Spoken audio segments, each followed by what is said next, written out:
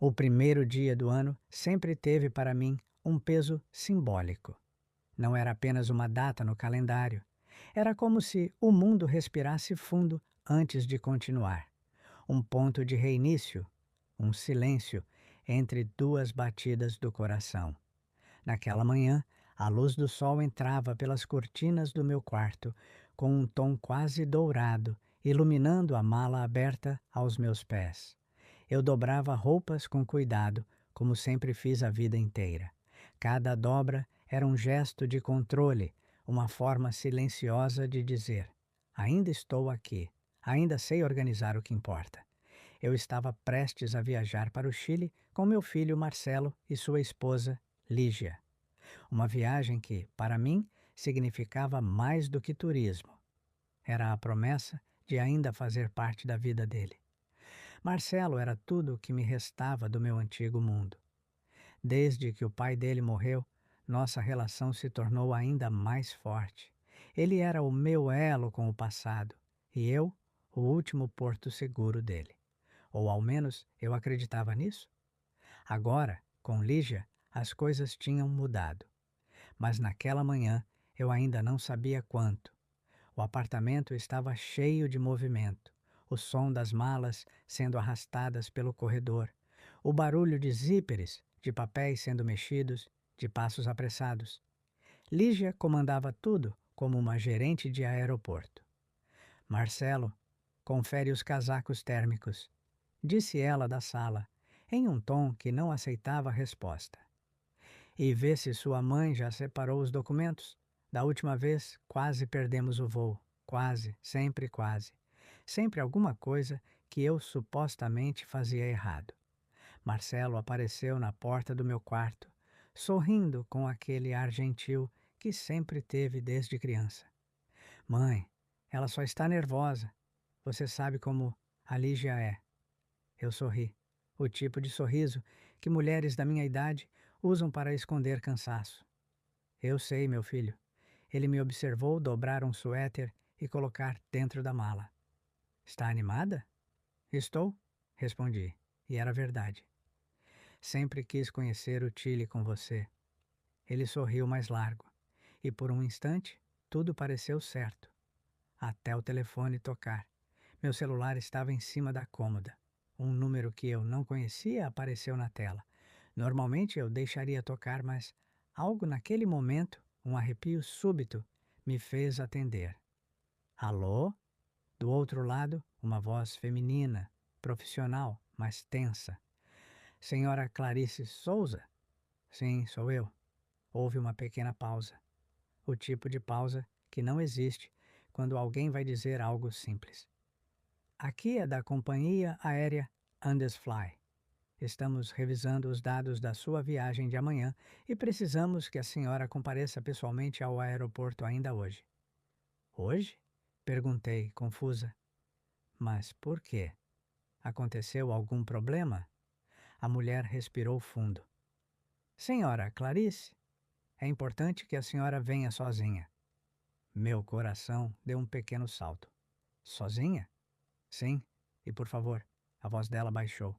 Sob nenhuma circunstância, comente isso com sua nora. O mundo ficou um segundo mais frio. Desculpe. O quê? A atendente hesitou. Eu não posso explicar por telefone, mas confie em mim. É. É para o seu bem, para o meu bem. Ninguém diz isso quando traz boas notícias. Aconteceu algo com os documentos, com a passagem, com o voo? Por favor, venha o mais rápido possível. Ela insistiu. E, por favor, não diga nada à sua nora. A ligação caiu. Fiquei parada no meio do quarto, o telefone ainda colado ao ouvido, enquanto o barulho do mundo parecia distante. O som das malas, da televisão, da voz de Lígia no corredor, tudo parecia vir de muito longe. Não diga à sua nora. Por quê? Por que não ao meu filho? Por que, especificamente, a Lígia? Meu estômago se contraiu como se algo tivesse acabado de se quebrar dentro de mim. Mãe? Marcelo chamou da sala. Está tudo bem? Fechei os olhos por um segundo. Eu podia dizer a verdade. Podia dizer que algo estava errado. Podia pedir ajuda.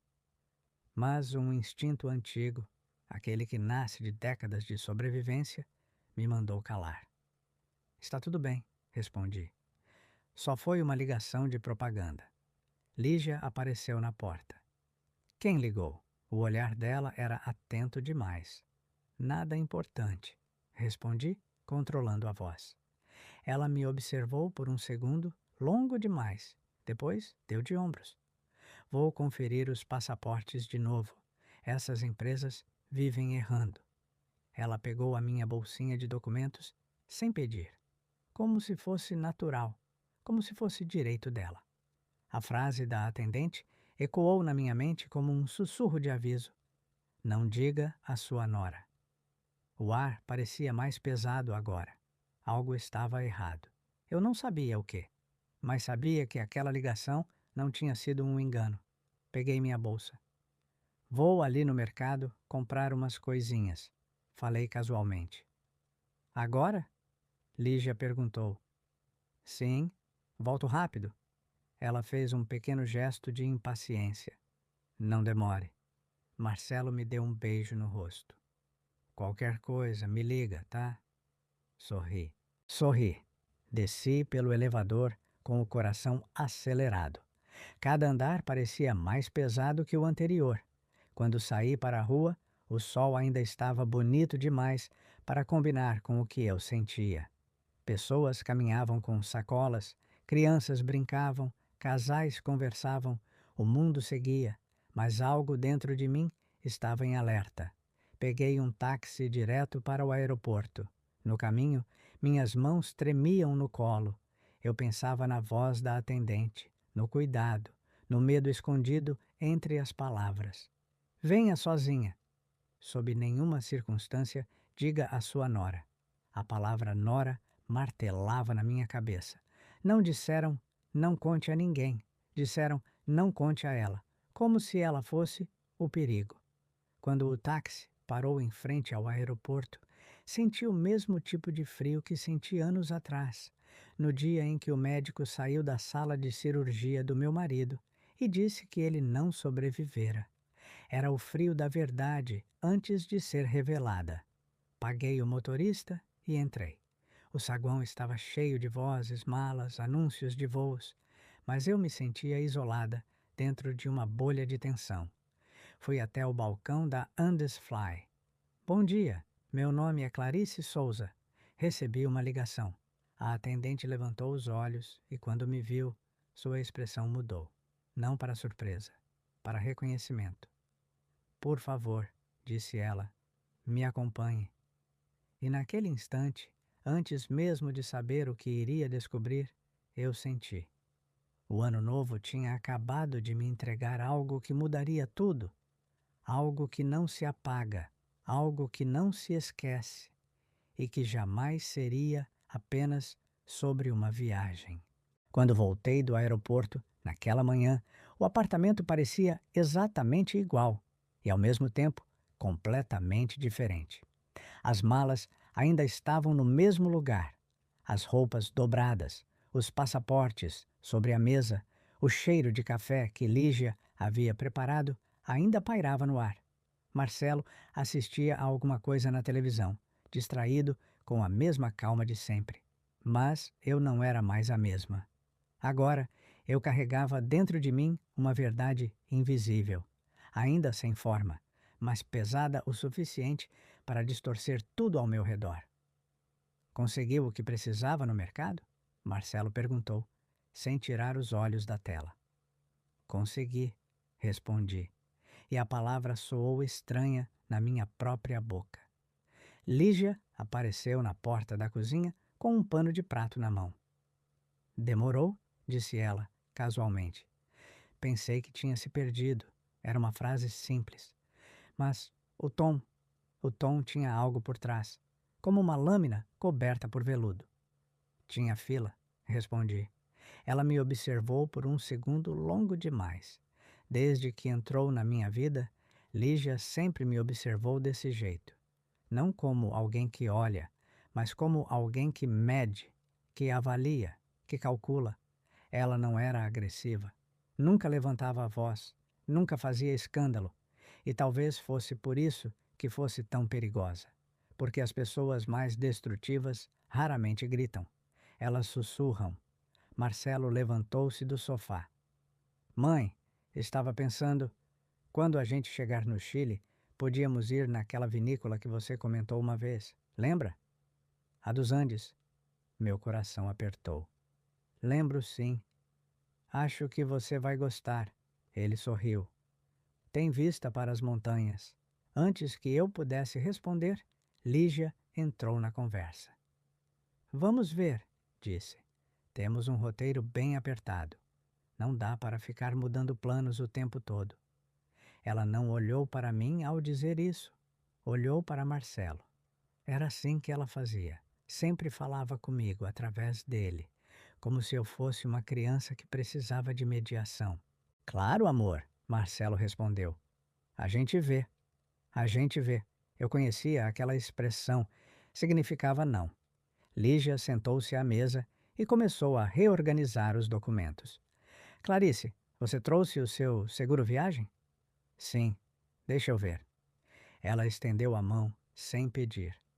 Houve um tempo em que eu teria entregado imediatamente. Mas agora, depois do que tinha ouvido no aeroporto, algo dentro de mim hesitou. Está na minha bolsa? Respondi. Depois eu pego. Ela arqueou uma sobrancelha. É importante conferir tudo agora. Depois dá confusão. Eu sei, respondi. Está tudo certo.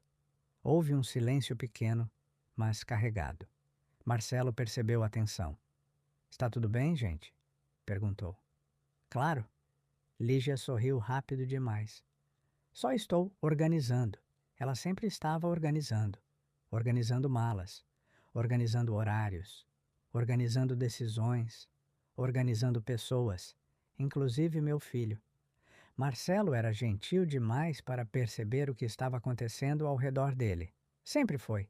Desde criança, preferia harmonia a conflito. E Lígia sabia disso.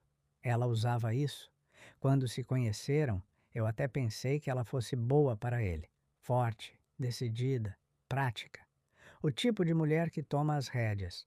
Mas, com o tempo, percebi algo mais sutil. Ela não tomava as rédeas da própria vida. Ela tomava as rédeas da vida dele.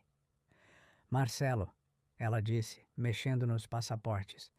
Você lembrou de pagar o estacionamento do aeroporto? Acho que sim. Acha? Ela riu.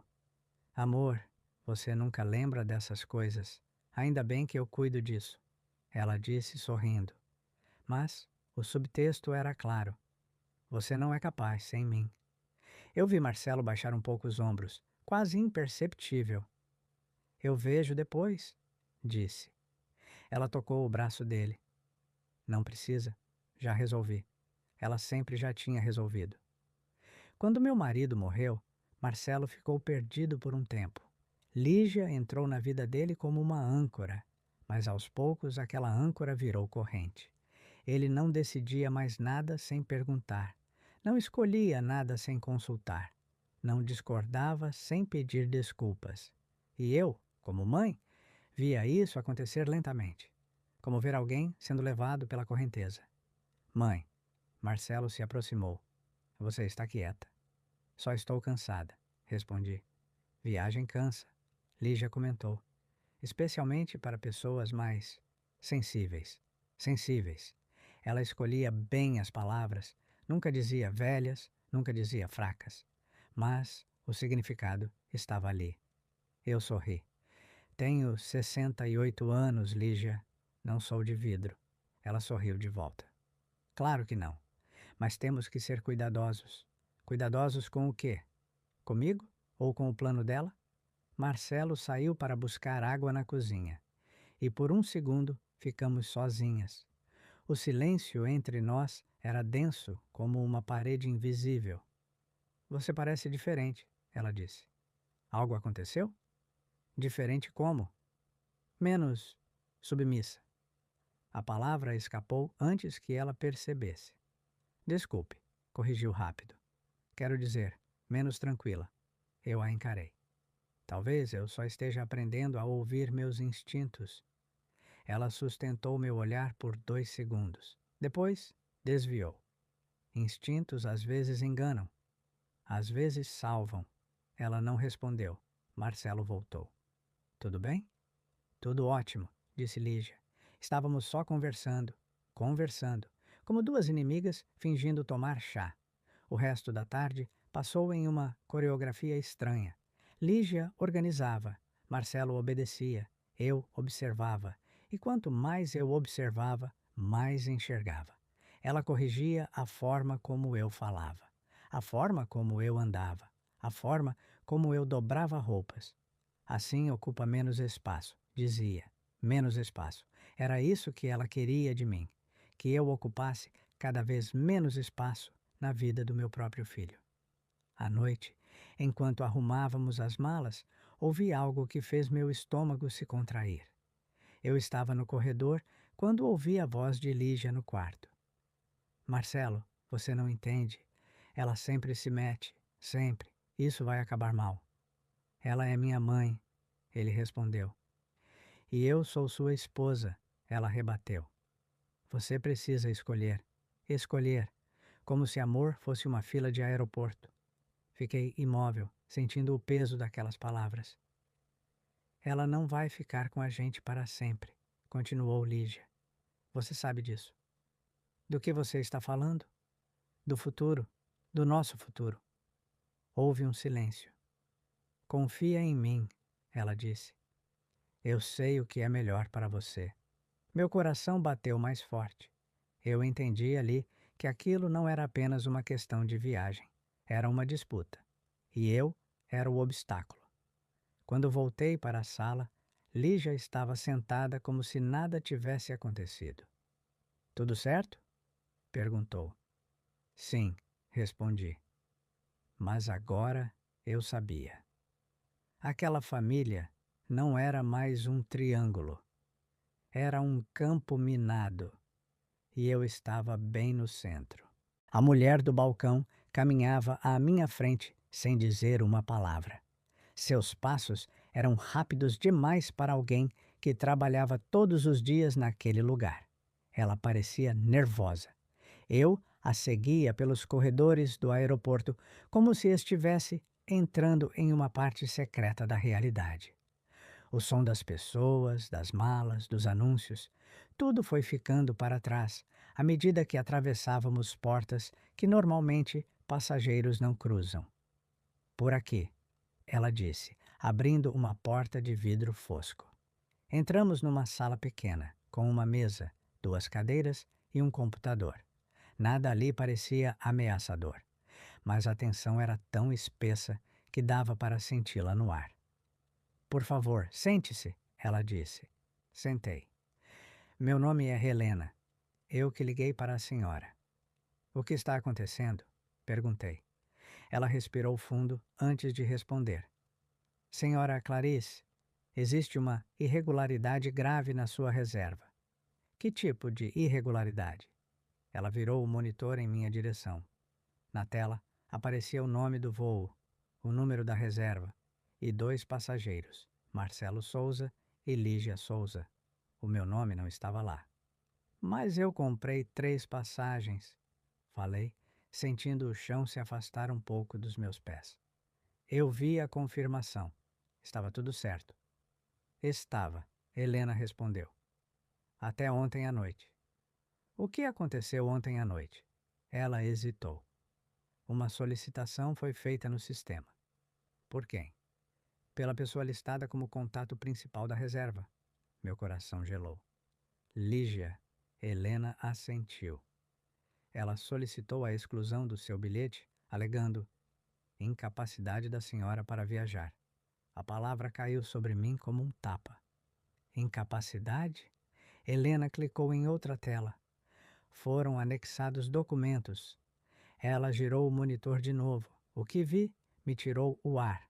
Um laudo médico, uma assinatura, um carimbo, dizendo que eu sofria de confusão mental, lapsos de memória e que não estava apta a viajar sem acompanhamento. Isso é falso, sussurrei. Isso é mentira. Eu sei, Helena respondeu. Por isso liguei para a senhora. Como você sabe? Ela apontou para o rodapé do documento. Esse CRM não existe. Esse médico não existe. E o hospital fechou há 3 anos. Minhas mãos começaram a tremer. Então por que aceitaram isso? Porque o sistema é automático. Mas eu vi algo estranho e resolvi investigar. Ela tentou me tirar da viagem. Murmurei. Não só da viagem, Helena disse, em voz baixa.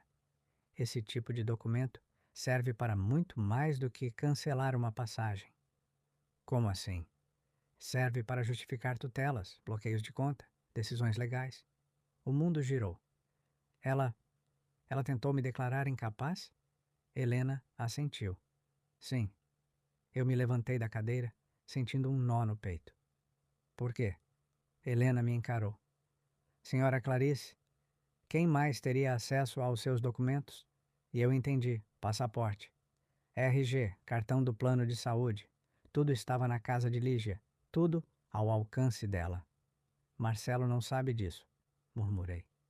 Oficialmente, ele consta apenas como passageiro. A solicitação partiu apenas da esposa. Ela fez isso sem que ele soubesse. Helena se levantou. Senhora Clarice, eu não deveria estar lhe mostrando isso, mas alguém precisa avisá-la. Avisa-la de quê? De que isso não é um erro, é um plano. Minhas pernas fraquejaram. E agora? Oficialmente, sua passagem foi cancelada, ela disse. Mas eu posso reativá-la. Se eu fizer isso, ela vai saber. Vai. Eu pensei em Marcelo, no sorriso dele, na confiança cega. Faça, disse. Mas não diga a ninguém. Helena me olhou. Tem certeza? Tenho. Porque agora eu precisava ver até onde aquilo iria. Quando saí do aeroporto, o céu parecia o mesmo. Mas eu não. Eu tinha acabado de descobrir que a mulher que dormia na mesma casa que meu filho havia tentado me apagar da vida dele. E isso era só o começo. Voltei para casa como quem retorna de um funeral invisível. Nada tinha mudado no mundo exterior. Os carros passavam. As pessoas andavam apressadas. O céu permanecia azul demais para combinar com o que eu carregava no peito. Mas, dentro de mim, algo tinha morrido. A ideia de que eu estava segura naquela família. Entrei no apartamento com cuidado, como se estivesse pisando em território inimigo. Já voltou? Marcelo perguntou vindo da sala. Sim, respondi. Lígia estava sentada à mesa, mexendo no celular. Quando levantou os olhos e me viu, um sorriso automático surgiu no rosto. Conseguiu resolver o que precisava? Ela não perguntou onde eu fui. Perguntou o que eu resolvi. Consegui, respondi. A palavra tinha agora outro peso. Ótimo, ela disse. Estava revisando o roteiro da viagem. Vai ser tudo bem organizado. Organizado, controlado, previsível. Marcelo sorriu. Vai ser ótimo, mãe. Eu o olhei. Vi o menino que eu criei, o homem que eu amava. E vi o quanto ele estava alheio ao que estava acontecendo ao redor dele. Se eu falasse agora, o mundo dele se quebraria. E talvez Lígia tivesse preparado exatamente isso. Vou descansar um pouco, disse. Fui para o quarto e fechei a porta. Sentei na beira da cama com o coração acelerado. Ela tentou me apagar. Ela tentou me transformar em uma incapaz. E ainda assim, ali fora, agia como a nora perfeita. A raiva veio primeiro, quente, violenta, depois o medo. E então, algo mais frio, clareza. Eu podia ir até Marcelo agora, mostrar tudo, expor Lígia, criar uma explosão. Mas explosões cegam e eu precisava enxergar. Lígia estava vários passos à frente. Eu só tinha visto o primeiro. Então escolhi o silêncio, não o silêncio da submissão, o silêncio da caça. Nos dias seguintes, comecei a observar o tom da voz dela quando falava comigo, as mensagens que apagava do celular, os horários em que desaparecia no quarto. Tudo era dado, tudo era pista. Clarice, você tomou seus remédios? Ela perguntava, alto o suficiente para Marcelo ouvir. Não tomo remédios, eu respondia. Claro, claro. Às vezes você esquece. Ela plantava dúvidas. No Marcelo, no mundo. Talvez em mim mesma, se eu deixasse. Mas eu não deixei. Anotei tudo. Cada frase, cada olhar, cada tentativa de me diminuir. Naquela casa, eu virei uma sombra. E sombras veem tudo. O silêncio que escolhi não era vazio. Era uma sala cheia de ecos. Cada palavra de Lígia agora parecia ter duas camadas. A que Marcelo ouvia e a que era realmente dita. Passei a prestar atenção em tudo, no jeito como ela desligava o telefone rápido demais quando eu entrava no cômodo, na forma como desviava o olhar quando eu mencionava bancos, documentos ou médicos, na maneira como me observava como se estivesse calculando algo. Numa tarde, enquanto Marcelo tomava banho, eu estava na cozinha quando ouvi a voz dela vinda do quarto. Sim, já está tudo encaminhado. Ela sussurrava. Aproximei-me devagar, sem fazer barulho. Não, ele não sabe. Claro que não sabe. Se soubesse, tudo iria por água abaixo. Meu coração bateu forte. Os papéis já foram aceitos, continuou. Agora é só uma questão de tempo. Pisei de leve no corredor, escondendo-me atrás da parede. Não, ela não desconfia de nada. Continua achando que está tudo bem. Mentira. Sim, depois da viagem fica mais fácil. Muito mais fácil. A palavra viagem caiu como um martelo. Ela não estava falando de férias. Não, não se preocupe. Eu sei exatamente como fazer ele assinar o que for preciso. Assinar. O ar me faltou. Confia em mim, ela disse. No final vai ser tudo legalmente impecável. Legalmente. Aquela palavra ecoou. Então eu entendi. Ela não queria apenas me afastar. Ela queria me apagar. Quando ela desligou, afastei-me rápido, fingindo arrumar algo na cozinha. Lígia saiu do quarto minutos depois, com o rosto perfeitamente calmo. Marcelo está quase pronto, disse. Ótimo, respondi. Mas dentro de mim algo tinha se quebrado. Eu já não era apenas uma mulher sendo excluída, eu era uma mulher sendo planejada. À noite, quando todos dormiam, fui até minha bolsa. Peguei meus documentos, meu RG, meu cartão do banco, meu plano de saúde. No dia seguinte, inventei uma desculpa. Preciso ir ao médico antes da viagem, falei. Agora? Lígia perguntou. Sim, check-up. Ela fez uma cara de desagrado. Isso pode esperar. Não, respondi. Ela me encarou por um segundo. Tudo bem, disse, mas o olhar dela escureceu.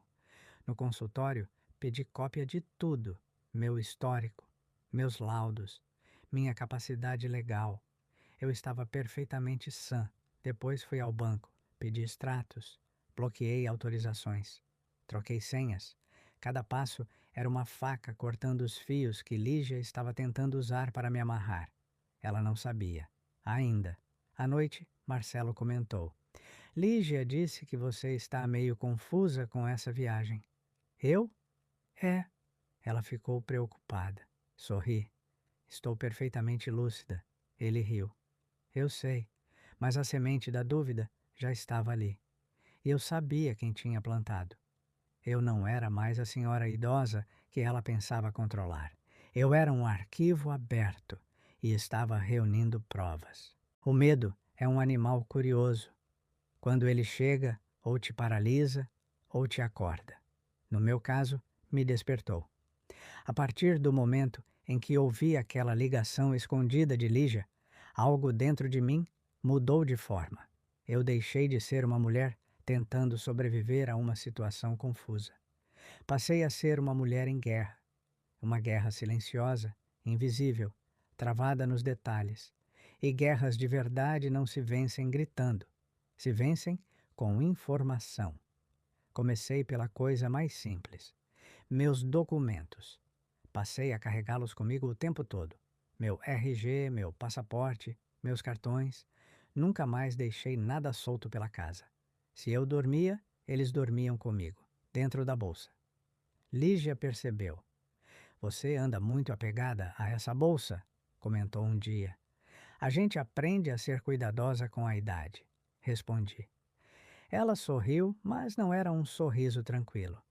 Depois vieram as senhas. Troquei tudo: banco, plano de saúde, e-mail, conta do governo. Fiz isso em computadores públicos, no banco, na lotérica, em lugares que não deixavam rastros fáceis. Também pedi extratos detalhados. Queria saber se ela já tinha tentado algo. E havia tentado. Havia uma tentativa recente de consulta aos meus dados bancários. Não havia conseguido, ainda. Então, fiz algo que jamais pensei que faria. Fui a um cartório. Expliquei que havia risco de alguém tentar me declarar incapaz. Registrei uma declaração de plena lucidez. Assinada, reconhecida, carimbada. Uma âncora no papel. Depois procurei uma advogada. Não contei tudo, ainda, mas contei o suficiente para que ela dissesse: a senhora precisa se proteger. Isso cheira a golpe patrimonial. Golpe. A palavra ecoou. Golpe não é só roubar dinheiro, é roubar identidade. Eu estava sendo apagada em silêncio. Naquela noite, em casa, Lígia falou algo que me confirmou tudo. Marcelo, ela disse, se algo acontecer com sua mãe durante a viagem, você sabe que vai sobrar tudo para você, né? O quê? Ele riu. Para com isso. Não, estou falando sério. Ela não é mais jovem. Ela dizia isso como quem planta uma ideia. E eu estava ali, ouvindo tudo. O jogo tinha começado. E agora eu também jogava. O aeroporto, naquela manhã, parecia uma cidade inteira em movimento. Pessoas indo e vindo, crianças chorando, anúncios ecoando pelo teto alto.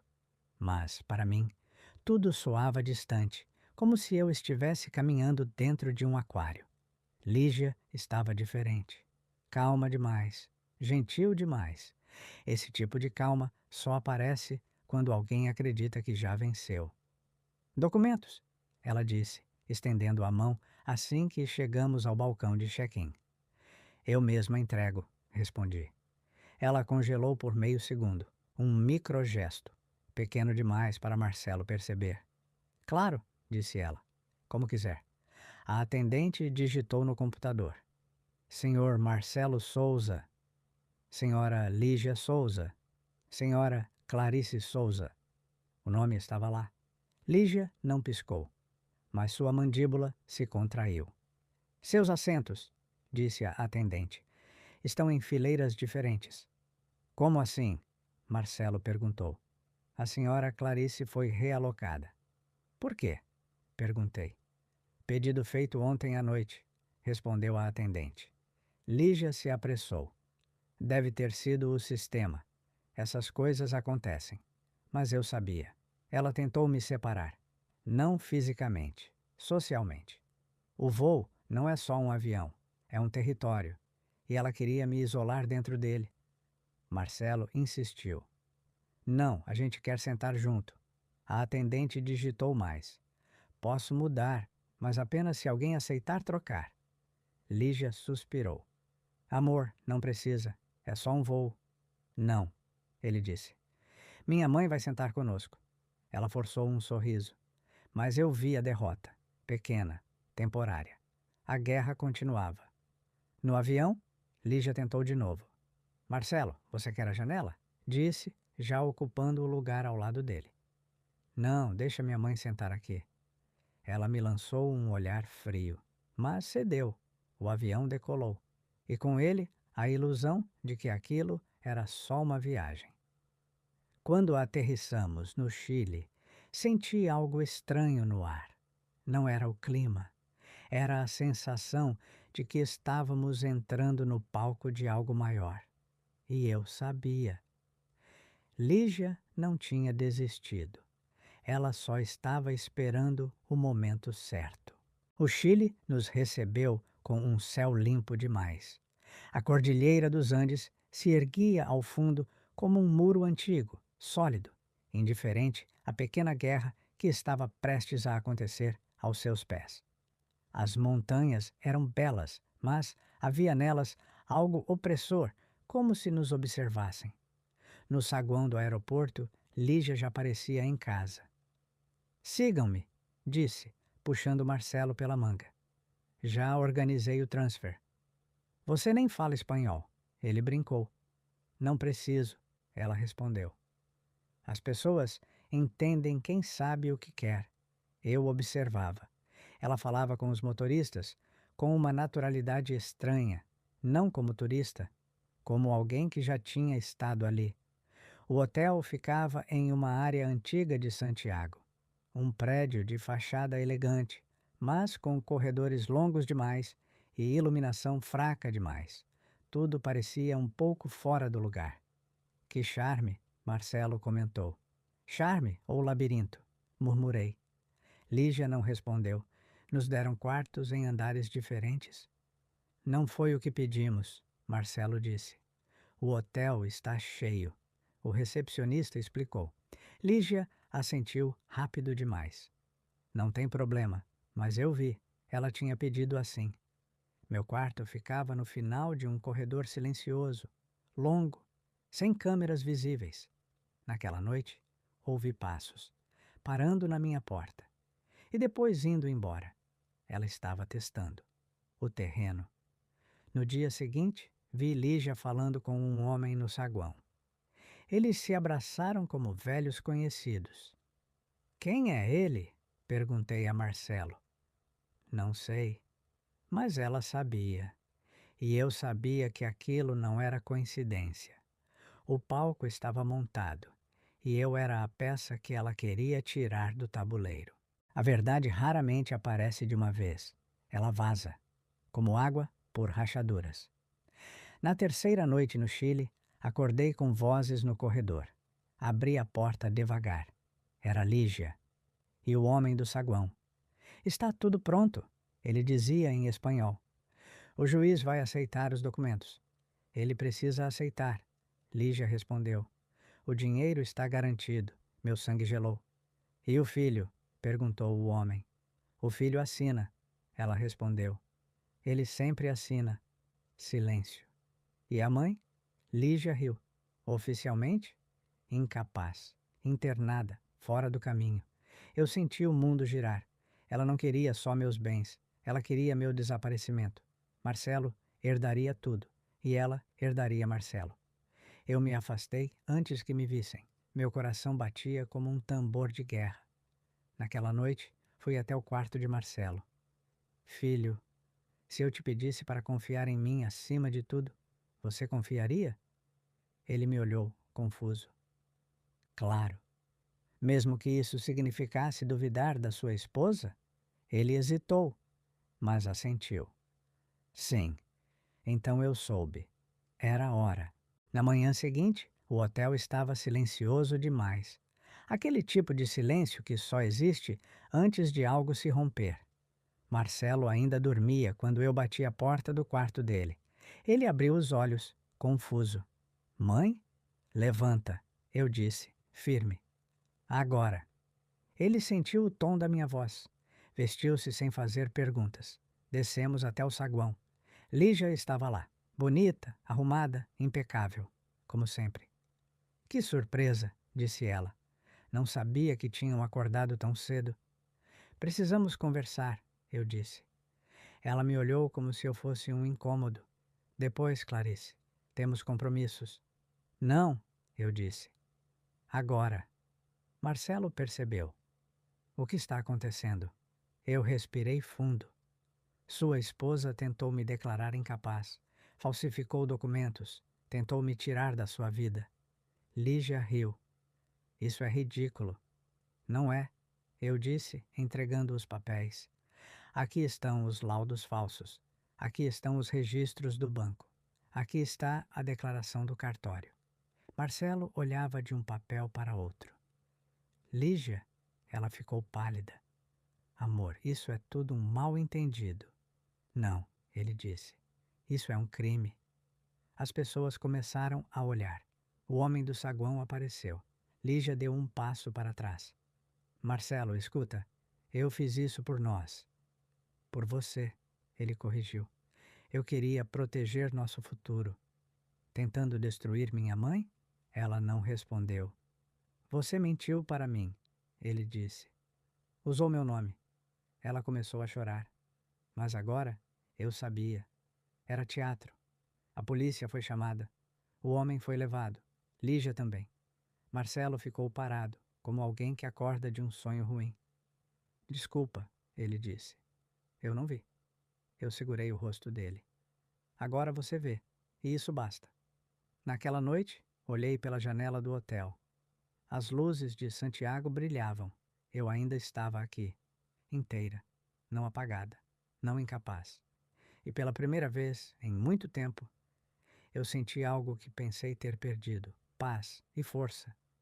Porque às vezes, sobreviver é vencer e vencer é permanecer.